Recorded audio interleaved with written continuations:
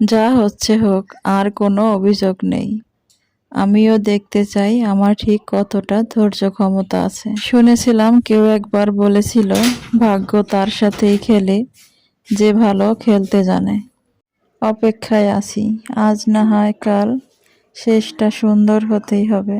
কারণ অপেক্ষা কাউকে খালি হাতে ফেরায় না। ভালো মন্দ দুই নিয়েই যদি জীবন হয়, তবে মন্দের শেষটা তো ভালো হওয়ারই কথা, তাই না? যা হচ্ছে হোক, আর কোনো অভিযোগ নেই। আমিও দেখতে চাই আমার ঠিক কতটা ধৈর্য ক্ষমতা আছে। শুনেছিলাম কেউ একবার বলেছিল, ভাগ্য তার সাথেই খেলে যে ভালো খেলতে জানে। অপেক্ষায় আছি, আজ না হয় কাল শেষটা সুন্দর হতেই হবে। কারণ অপেক্ষা কাউকে খালি হাতে ফেরায় না।